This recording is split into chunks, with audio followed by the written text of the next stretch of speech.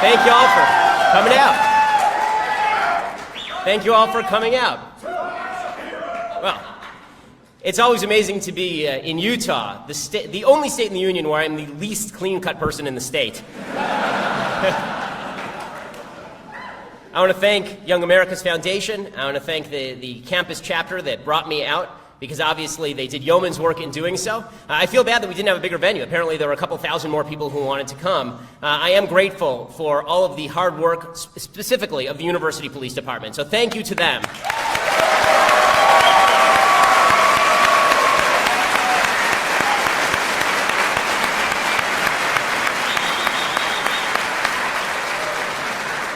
It is the police who, as I have said, are that dividing line between civilization and barbarism.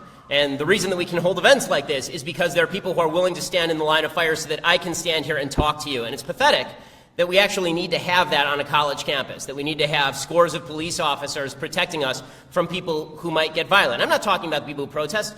As was just said, those people are exercising their First Amendment rights. That's great. You know, they want to go out and they want to protest. That's great. It would be better if they would come inside and have a discussion with me. And I'd prefer that they would come and ask questions and we could talk together. But if they're not going to do that, then let them protest outside. But the idea that I need to now have big security teams follow me around. I mean, look, I'm ripped, but I'm not that physically imposing. I mean, here were just some of the security arrangements today, according to the university. Much of the surrounding area will be blocked off, and faculty had the option of relocating their classes to other buildings. There would be significant police presence in that area, as well as President's Circle, to protect both those protesting and attending the event. I doubt that the people attending the event were really the threat here. To promote safety and help ensure orderly conduct, no masks, bandanas, or other face coverings were permitted on campus. Why? Because there were radical groups from both on campus and off who were threatening violence and attempting to shut this event down and bragging about how they were going to attempt to do so. The nice thing is that here in Utah, apparently even the would-be rebels are blabbermouths. And so they like to talk a lot about what they're going to do and the way they're going to do it. And they like to talk a lot about why they're doing it as well. So I really did appreciate this letter that appeared in the Salt Lake Tribune, courtesy of one Ian Decker, of Students for a Democratic Society, which, frankly, I didn't even know that it existed. Like, is Tom Hayden still alive?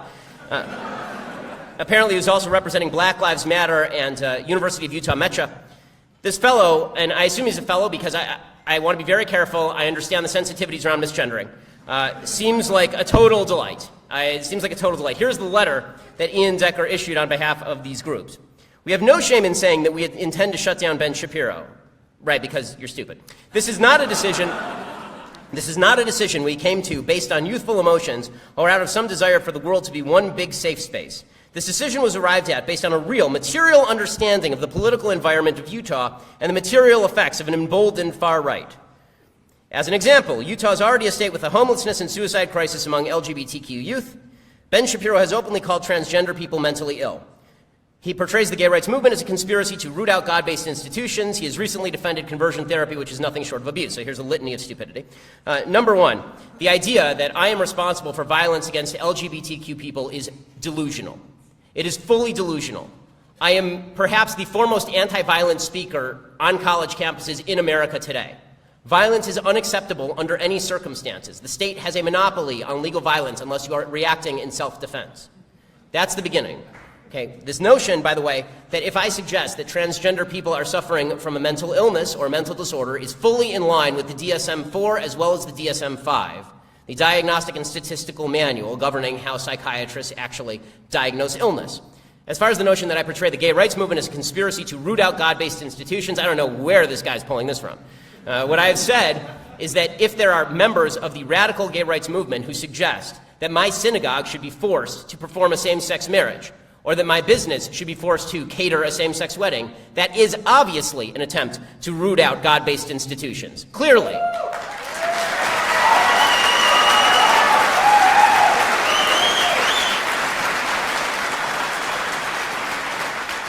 This notion that I've recently defended conversion therapy, again, I don't know where this comes from.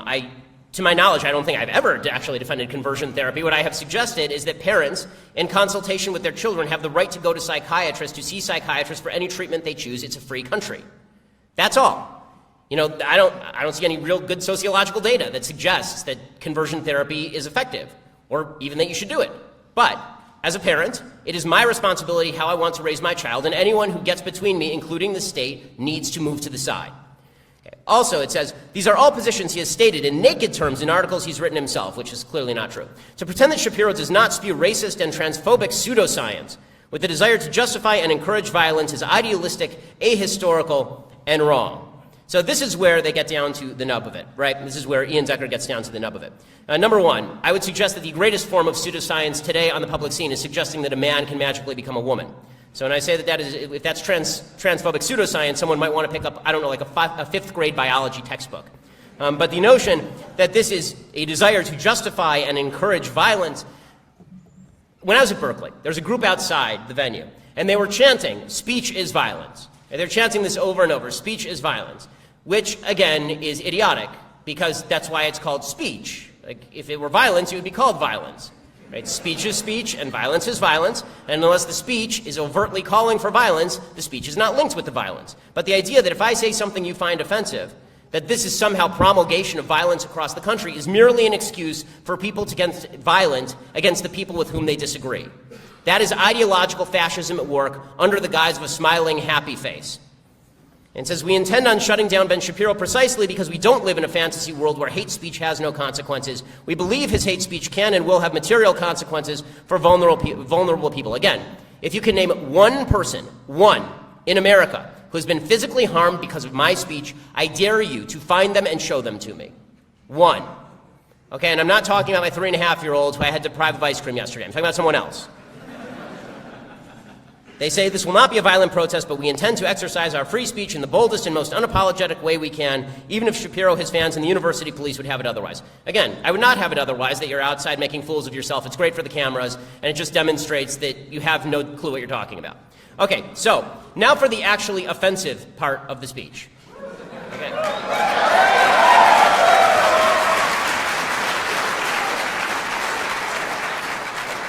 Here's the part that the left seems to find so all-fired offensive lately when I talk. You are not a victim. They are not victims. In America, unless you can show me why you are a victim, I am not willing to call you a victim. The idea that America is a terrible, racist, sexist, bigoted, homophobic place that seeks to stop you from pursuing your dreams is utter and complete nonsense. It is utter nonsense. This is America. Okay, you're essentially free to do what you want. That is reality. Freedom is harsh. Freedom is unsparing. It means that you're responsible for your own decisions. And listen, I'm willing to stand next to you, again, if you can show me an instance of someone trying to stop you through racism, sexism, bigotry, homophobia. If you're willing to show me that instance, I'll stand next to you and fight it. But if it's just you blaming your life problems on some ghost out there, if it's you just suggesting that the milieu in which you live is the worst place on earth, let me suggest you visit anywhere else. Okay, so,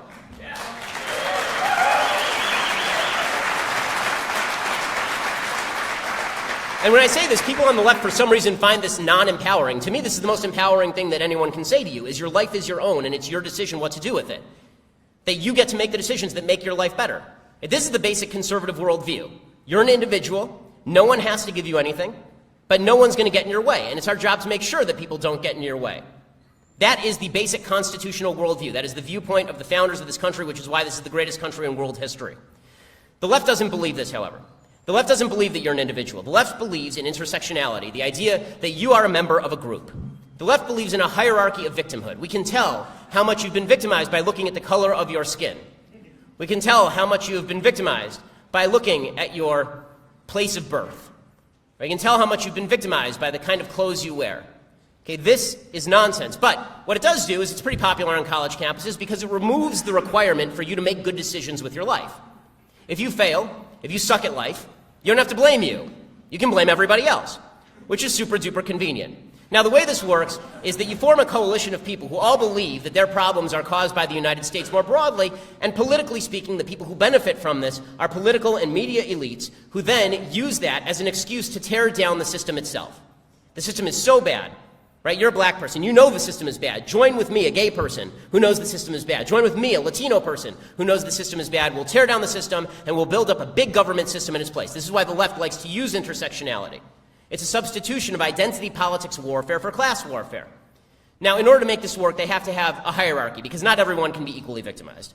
So what they do is they break everybody down into groups, and they decide that your opinion is only valuable if you are a leftist member of these groups. And we can decide whether your opinion is more or less valuable depending on which group you belong to. So the hierarchy of victimhood goes something like this. If you're LGBTQ, then we suggest that you are at the very top of the victimhood hierarchy. You have been most victimized in the United States, and therefore your opinion must be taken with the most gravitas. After that, we get to black folks. Black folks have been historically victimized in the United States, which of course is true, but the idea that every black person now is being individually victimized by the United States is not true. But they go back to the history, and then they say, okay, black people have been super victimized. That means if you're black, your opinion is worth more, and no one can challenge your politics without also challenging your identity. So it goes LGBTQ, and then black folks, and then Hispanic folks, and then women, and then Jews, and then Asians, and then way down at the bottom, white straight males. Right? Those are the people who are at the very bottom, and their opinions do not matter at all, because those are people who are beneficiaries of the system, right? They don't get to talk about the system, because they're the ones who built the system. They're the ones for whom the system was created. America was built in order to benefit rich, white, straight males, and ever since, it's been benefiting rich, white, straight males. And so they don't have anything to say until they acknowledge their white privilege. And if they do acknowledge their white privilege, they still can't say anything unless it's just mimicking what other people say. That's the best way to acknowledge white privilege. If you're a white ally, you'll shut the hell up. Right? That's the idea here. You can even see this. There's an Antifa video that was going around the internet over the past couple of weeks. It's really hilarious. It's a what appears to be a Latina Antifa woman talking to this gangly white Antifa nerd and telling him that he should shut up and punch a Nazi. He should not talk. He should just punch a Nazi. Because if he talks, then he's demonstrating his white privilege. But if he punches a Nazi, then he's a real ally. And that's how this logic goes. There's one problem with this. None of this is true. This notion of this hierarchy of victims, that everybody in the United States is treated by group identity by the system itself. Of course, I say this every speech, and people on the left constantly ignore it. Of course, American history is replete with racism and sexism and bigotry and homophobia. Of course that is true. And of course, some people are affected by the after effects of these things. Right? If you grew up in a community that suffered under Jim Crow, it's possible that you have less familial wealth passed down generation to generation. Of course that's true. You'd be a fool to deny that. That's not the same thing as saying that you get to affect injustice today in order to correct injustices in the past. You do not get to harm people who have never harmed you because somebody's dad once harmed your dad. That's not how justice works. That is injustice. And it's also not true, by the way, that America is a place where nobody can change their circumstance. America is a place where everybody can change their circumstance. This notion that America was created specifically for the benefit of rich white males to preserve their power. Absolute, utter hogwash. Just complete bull. The way that you know this is complete bull is because the highest single earning group, average family, is Asians. The Constitution, last I checked, was not written in Korean by a bunch of straight Korean males who wrote the Constitution specifically to preserve their own place at the top of the Asian-dominated American hierarchy. The fact is that there is tremendous mobility in American society. This is the American dream, is this mobility, and that still exists. So now I'm going to explain why, if you're a member of particular groups, you're not a victim. So I'm not just going to leave it at telling you you're not a victim. I'm going to explain why you're not a victim. Okay, let's start with black folks in the United States. Are you inherently victimized because you're black in the United States? So again, for the second time, slavery, Jim Crow, evil, no excuses. Of course. And of course those have historical after effects. That is not the same thing as saying that people who are living in bad circumstances today are doing so because the system today is unfair. That is not the same thing at all. I require that when I have a political conversation with somebody, that they prescribe a solution. Okay, it just can't be whining about the circumstances of America. I need a solution, because usually the whining doesn't even boil down to evidence. It boils down to America is racist, therefore support my program, and if you don't support my program, it's because you're a racist too. That's not an argument, that's an emotional appeal. And it's nasty and it's vicious, because the implication is that you're a racist if you disagree with them, which is garbage. So, let's talk about the income gap between black folks and white folks in the United States. Again, it is true. Familial wealth 2 generations ago, there was a big gap between black folks and white folks, and that gap exists today. Is that entirely due, or even largely due, or even mostly due to historic injustices, the lack of income mobility in large swaths of the black community? No, it isn't. Income mobility still exists. According to the Brookings Institute, a left-leaning institute, 2% of Americans who followed these three simple rules are in permanent poverty. Only 2%. The other 98% of Americans who follow these three simple rules will not live in permanent poverty in the United States. Get married before you have babies, finish high school, get a job. That's it. Those are the three simple rules. Okay, I don't think that it's asking too much to suggest that we are all capable of doing these things. High schools around the United States suck. If you can write your name, you're going to finish high school in the United States.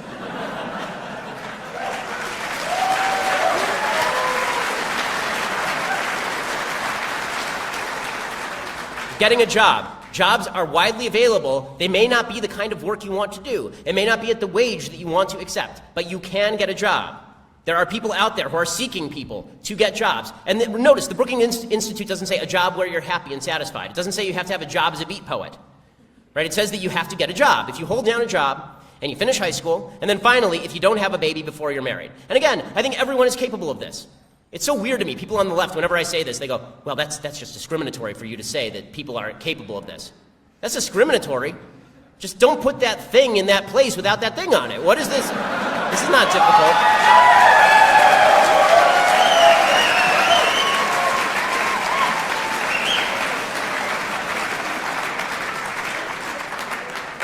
75% of Americans who have followed these three simple rules and started off in the lowest quintile in America's economy have moved into the middle class. 75%. Single motherhood is the single greatest predictor of intergenerational poverty, not race, not race. 71% of poor families in the United States overall have children without being married. The poverty rate among non-married white families was about 22% as of 2008. The poverty rate among black married couples that same year, 7%. What happened to the white privilege? What happened to the white privilege? Why is it that white unmarried mothers aren't richer than black married families? Because the problem isn't the color, the problem is the lack of marriage, obviously. Okay, how about crime? There's this notion that the police are systemically racist. They're going around and just arresting black people willy-nilly so that they can fill the prisons with black people for no reason other than they hate black people. Okay, nonsense. Not true. Not true. You know what's a really easy way not to end up in jail? Do not commit a crime. Really easy way not to end up in jail.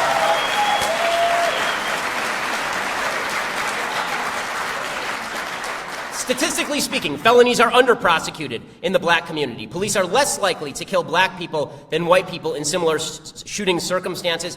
As of this year, people who are talking about the police going out willy-nilly shooting people, kneeling in front of for the national anthem in front of the American flag because of the evil police, a protest that makes no sense on a variety of levels and is an insult to our troops and the memory of people who fought and died to defend that flag and that anthem.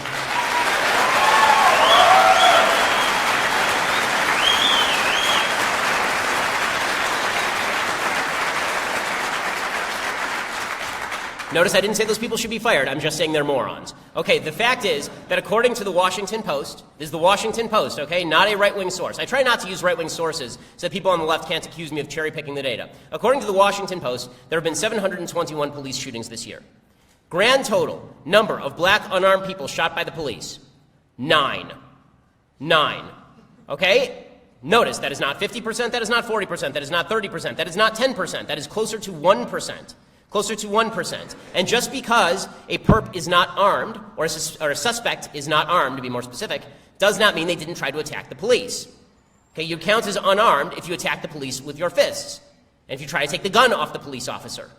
So the idea that even those 9 is all innocent people being shot is not true either. Right? This is why we need to look at each individual case. Instead of just saying that every case is a case of police racism, we actually need the evidence in each individual case. If you show me a case where it looks like a racist shooting, for example, the shooting of Walter Scott in South Carolina, where a white officer shoots a black guy in the back, if that happens, then you're talking about something that we can all get behind. But if you're talking about Darren Wilson shooting Michael Brown, absolutely not. That is not a racist shooting, and to do as President Obama did and pretend that rioting in Ferguson is somehow justified by a good police shooting, even according to witness testimony of black witnesses in Ferguson, Missouri, is absurd. Hey, here's the bottom line statistic here. Police are 18.5 times more likely to be shot by a black male than an unarmed black male is to be killed and shot and killed by the police. Sorry, we've got to fix the mic here.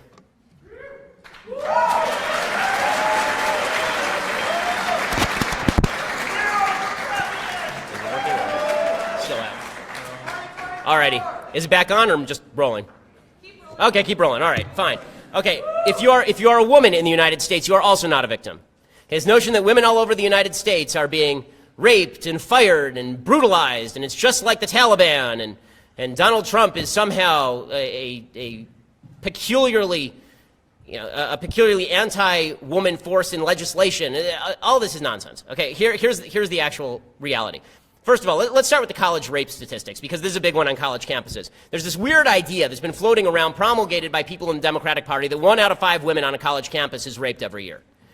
Okay, I'm not going to ask for a show of hands, but I can suggest, oh, there we go, okay, good. But I can suggest that this statistic is absolute hogwash. The statistic has no merit, the idea that 1 in 5 women on college campuses has been sexually assaulted or raped. Number one, if your parents, women in the audience, if your parents sent you to a campus where you had a 1 in 5 chance of being raped, you should sue them for child endangerment.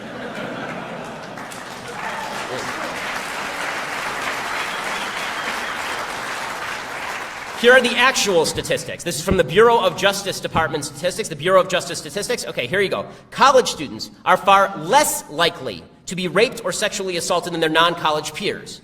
College campuses, in other words, are safer than a woman of the same age who's outside a college campus. Approximately 6.1 rapes per 1,000 females aged 18 to 24 on college campuses were reported by the BJS from 1997 to 2013. Okay, again, that's 6.1 in 1,000.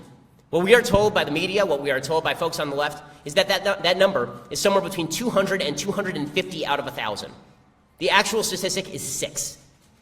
Okay, that is not a college rape epidemic. And by the way, this is not making light of rape. As I always say, rapists should be castrated, imprisoned for life, or killed.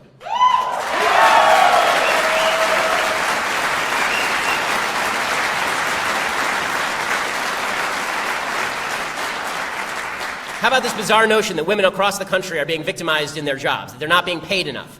Okay, again, the statistics do not bear this out. There is no more debunked statistic in America today than the 73 cents on the dollar statistic.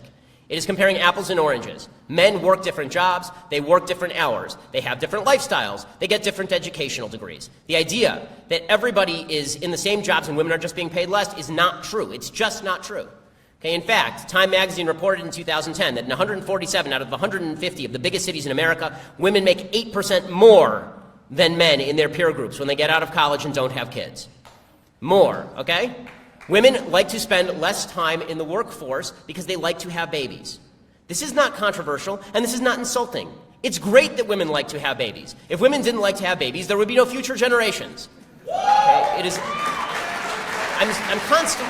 I have to say, as a father of 2, under 4, and my wife is a doctor, so she's a very high-achieving woman, right? She's in medical residency right now. This idea that women should somehow not like having babies, or we have to make fun of them for being homemakers, or it's a bad thing, or they're not fulfilling their destinies by having babies, it's tripe. It's tripe.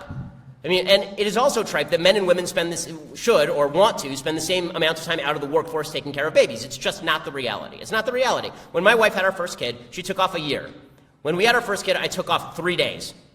Okay, that's not unusual. That's not unusual, and it makes some sense. I mean, I don't have to nurse the kid, right? She had to nurse the baby, and guess what? She liked it. She was sad when she went back to work.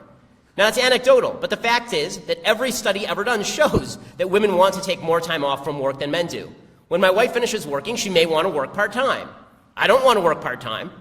Okay, that's very typical. Men like working different hours. Men work more hours. If a woman has a choice, on average, between going to an activity that involves her child and working the extra 3 hours at the office to get those billables up, the woman will go hang out with the child. Okay, that's not a slur. It's not a slander. Sociological data show this. Okay, this is what the data show. It's not a bad thing. It's a wonderful thing. Men and women are not the same. Men and women are different. These are things we should celebrate. Women have a superpower. They get to create other humans. That's an incredible thing. Why are we ripping on this?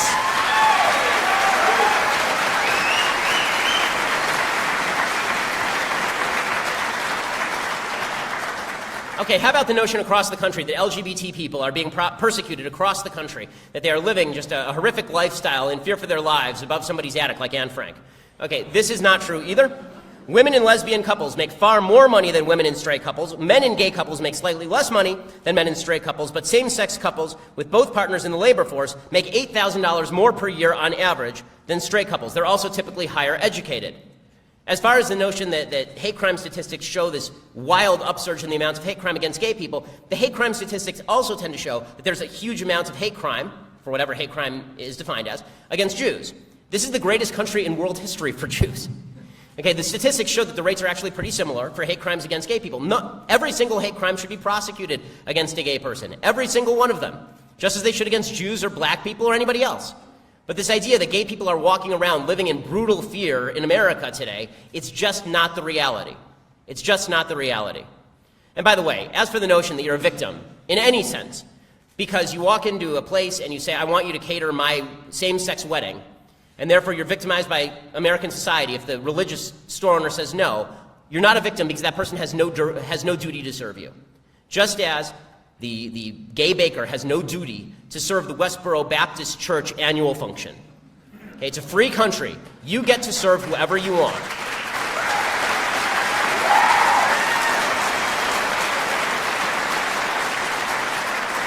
And guess what? Guess what? If someone discriminates against you, there's another bakery right across the street. Take your business there, and you can put the other bakery out of business. This is not difficult. And there's this great myth that flies around in left-wing circles that if it hadn't been for the federal government, discrimination never would have ended on the private level in the United States. That's not true. You know what kept discrimination in place on the private level in the United States? Government.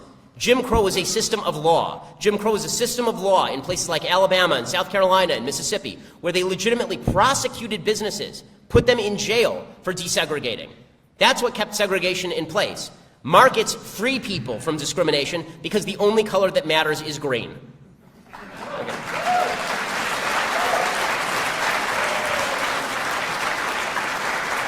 Finally, there's this notion in America that if you're poor, that you're a victim in American society. This is the Bernie Sanders stupidity, that there's the 1% versus the 99%, and everyone in the 1% is taking advantage of all the people in the 99%, and please, where did I put my pudding?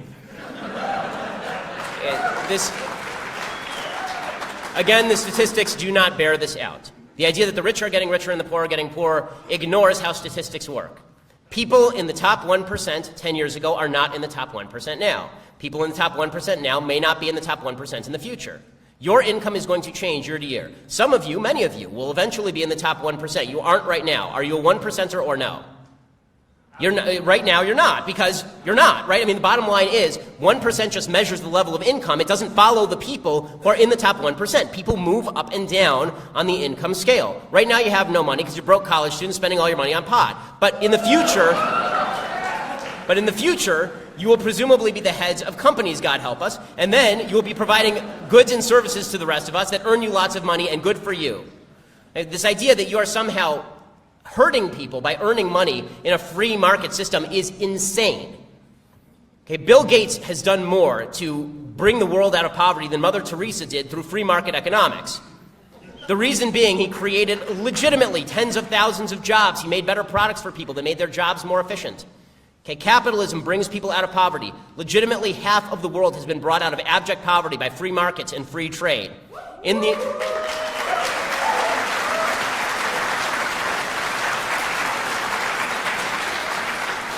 the United States, the upper middle class grew from 12% of Americans in 1979 to 30% as of 2014. So this idea the middle class is falling apart, it's not true. Most of the people in the middle class are now in the upper middle class. Everyone's life is getting better, and if your life is getting better more slowly than Bill Gates, how does that hurt you? Your life is still getting better. Okay, if you live next door to Bill Gates, you're still doing fine, even though your house doesn't look like his. Almost 9 in 10 Americans have a standard of living above the global middle income standard. We're the richest, most prosperous country in the history of the world.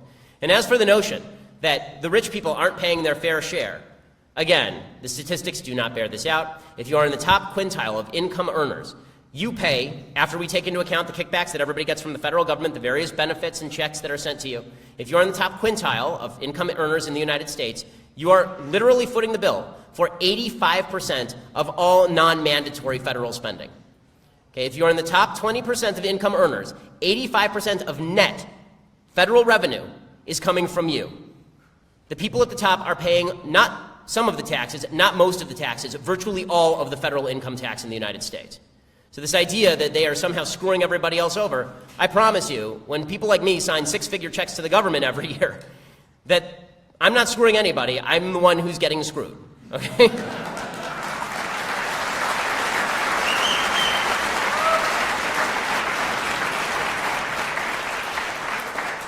So bottom line, for people who find this speech depressing, let me suggest that you need a mind shift. You need to change your worldview.